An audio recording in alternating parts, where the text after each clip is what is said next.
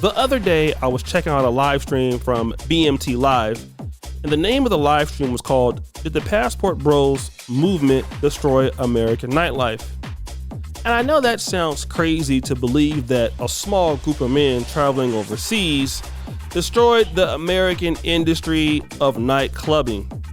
But wait, let's look into this. Nightclubs are not what they used to, especially for men. They're quite expensive, they're crowded, and the women are there on their phones, typically not paying attention to anybody in the club but the guys in the VIP and some of the bouncers. Booty clapping sounds. So the question is, did the Passportbros stop this process? Rewind. The other day, Fox Houston talked about the death of the nightclub industry, and they had some people who frequent nightclubs and some guys who own nightclubs. And a gentleman that came on the show had this interesting thing to say. How has a club, in your opinion, from your perspective, lost its appeal? I believe the parking first, because you're looking at paying almost $40 to $50 if you do valet parking. And just to get to the door, you're looking at sometimes $20, maybe $30. So you're looking at $80 just before you even get in the door. Right. And it's not fun anymore when you have to spend so much money to have a good time. So yours is more on the financial aspect rather than people who are inside on their cell phones, not paying attention, not even socializing. No one dance anymore. Right. You would see someone in a club and they're just literally on their phone the whole time. If you sit there, sometimes I like to do a lot of people watch. I would actually sit there and watch someone on their phone. Nightclubs are expensive. You know, I've been living overseas for quite some time, so I haven't thought about valet parking. I haven't looked in that, you know, it costs money to actually get in. It's been a long time since I paid to get into a club because I simply just don't go.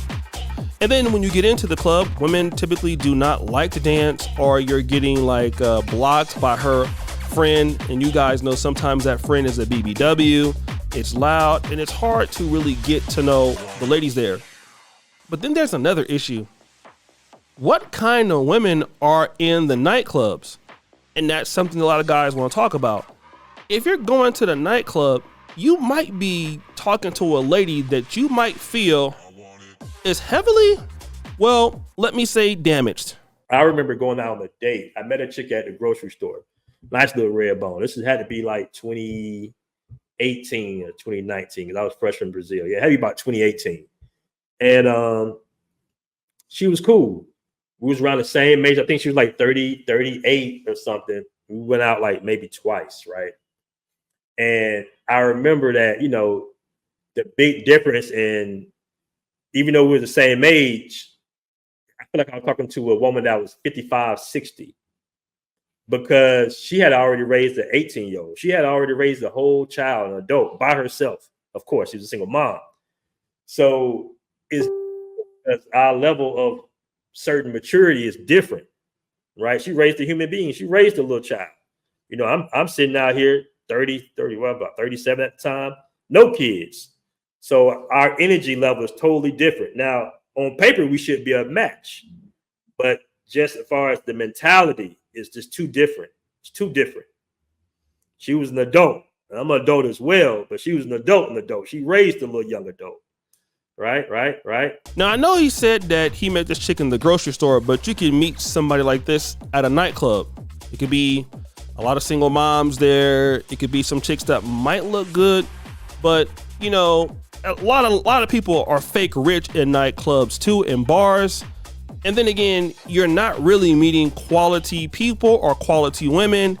And if they're a certain age, a lot of guys feel like, well, she's already kind of set into her ways, so I don't want to really deal with this anymore. Another thing is too, is that for like a guy like myself, I'm 43, you're kind of too old to be in the nightclubs in the States.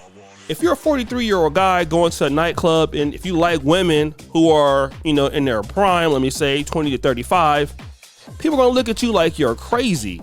But that is not the case when you go overseas. And one of the things about being a passport bro, the ideology is the fact that you can be an older gentleman, 40s, 50s, because overseas, in most cases, your value is so high, you're still are able to select from the cream of the crop of women in the ages of, let's say, 20 to 25. All right, which is kind of important, man. I mean, it is. They don't want to admit to it, but it is. Women go through different experiences, and they're not the same no more, which makes it more difficult for you to try to pair bond with them. This is why so many relationships go bad in America. All right, because guys are trying to wife up women that know they're broken. And this is not just happening with nightclubs. Men in general are even refusing to go to like day parties or speed dating events. So I have to cancel the singles event that I planned to be on my farm this weekend. Y'all know I'm an event planner and I have a fish farm, and I advertised a fishing for love event where singles could come here and fish and have dinner and meet each other in person, not on a dating app. And 5 women RSVP'd yes, and 1 man. And even the 1 man that did RSVP did it through one of the ladies. Now, I did all of my marketing specifically towards men because I knew that the women would RSVP. I promoted the event on 45 different Facebook groups, specifically about hunting, fishing, camping, country life, and all local to my area.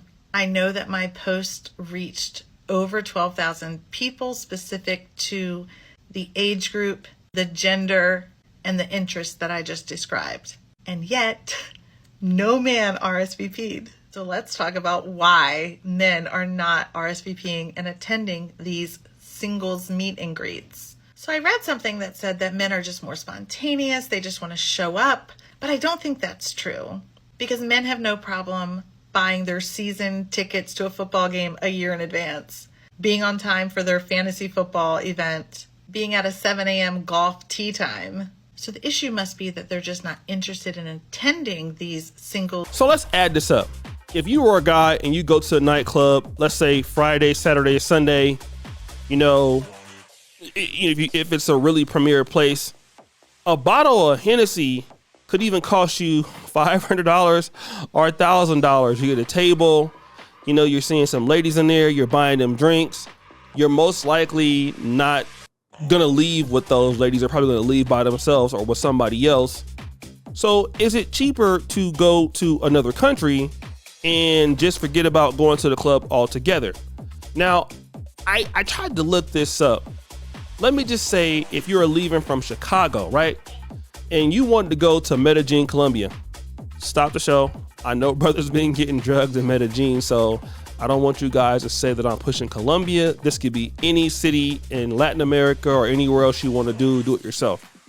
But if you're leaving from Chicago O'Hare and you want a round trip economy ticket, depending on the day and how long you want to wait, let's say, for example, if you wanted to do the stop in Miami, 8 hours and 12 minutes, the total time, you can spend $581 on a round trip ticket. You can spend that one night in the club in Miami or in Houston. Drinks are expensive. If you buy it for a table, parking and all that, you could easily spend that in a day. Now, if you add, some housing there, you could probably take care of your entire trip for $1,000 and maybe even spend another $500 for the whole entire month in a nice area in any part of Colombia. Now, at that point, as long as you're being safe, you'd be able to meet all kind of women, be able to do that before you get there, and match with women that you actually have a chance with, and women that will actually talk to you, who look very nice.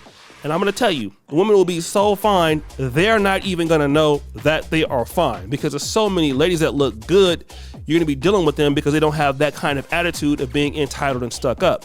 Now, this isn't to say that American women are all entitled or all stuck up, or all Colombian women are all submissive.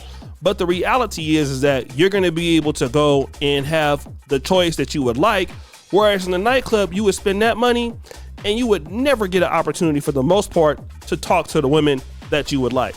Let's look at another scenario, okay? Now, let's say, for example, if you were going from Chicago to Atlanta, all right, for the weekend or for a week. you would only spend about maybe like $100, $100 to like $160. But if you factor in Airbnbs or hotel stays, you could even be well over the amount of money that you would need to go to Medellin or Rio de Janeiro or something like that. Because hey, Airbnbs and hotels are gonna be expensive in Atlanta. And then again, if you go out, you will be spending a lot of money. And it brings me back to this video that I first saw from Austin Holloman. Guys, look, stop. I'm just gonna go ahead and say this because I've had enough of reading the comments and just talking and seeing that nobody's gonna change, nobody's even gonna get the message. Stop dating women in the United States altogether. I know I said stop, don't marry a woman. Don't even with them at all now, okay? Because the thing is, nobody's gonna change, right? Nobody's even gonna try to compromise, okay? They think that you want to control them because you ask them to sweep the floor in the same house that they live in. And at the end of the day, I was told that, hey, Austin, you're just going through a phase. But let me ask you this. What are you getting out of dating a woman from the United States? You go to these other countries, you experience these women that treat you like you are somebody, like a real human, to be honest. And then you come back here. Man, I came back here and I'm like, I'll just wait to have sex again when I get out of the country. I just got interviewed. A dude asked me if I met a good chick here in the United States, would it change my mind? To be honest with you, knowing me, I'm not even gonna give it a shot. It's a waste of time. If I go on a date, every time I spend money in the United States, I think about how much would it have been in Brazil. What he's saying is that nobody is going to compromise. Things are going to be the same, okay? If you meet a lot of the ladies in America, you're expected to do so many things, and which is okay for a man to provide and do these things. But when you look at what you would get overseas, not to say that anything is, always gonna be better overseas, you still have a lot of, risks. But the reality is you're most likely to get a woman who is going to be appreciative of what you're doing, not saying that you won't get scammed or anything, and you can get some level of femininity that's based in the culture. So what's better? Going to the DR if you can, saving up and having a good experience and possibly getting into the international market, or going to the club in the United States. I'm not even really a person that's in the Passport Bro community, but let me just tell you this, man. Shout out to JR Wisdom. We went out one night when he was here in Uganda. Even Austin Holloman, when he came out in Uganda, we went out. I was able to get into a brunch at Latitude Zero Hotel. Shout out to Latitude Zero. Me and Austin went. I think I paid for both of us to get in there. It was like $65 per person. That brunch included the entry. It had super bad chicks in there. We had unlimited food the entire time we were there, and we had a full open Tanqueray bar for like 5 hours. By the time we left, we was all completely drunk. All right. Me and JR Wisdom went out. We was in the VIP. You know what I'm saying? Me and JR and some other people, right? Some ladies. We got in the VIP. I think I paid like wasn't that much. And the whole entire night, this is right before he left, I might have spent like $125 the entire night. And then when we wanted to bring some ladies to where we was at, we just told the bouncer to go bring some ladies to where we was at. And they came. And the rest was history. So again, like I said, if you guys are going to spend that money at the nightclub, I honestly believe that the Passport Bro ideology is getting out there.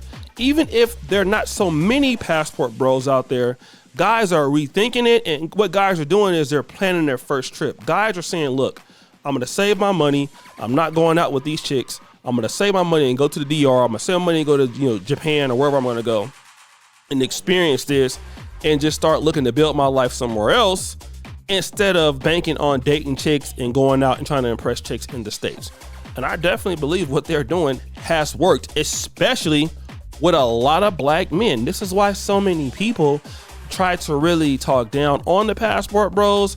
So many folks try to belittle them because what they're doing, it actually works. So guys, what do you think? It's your boy O'Shea Dude Jackson, back at it again with another episode of Celebrity Junk. I appreciate you for all that you do. subscribe at the bell. We're out.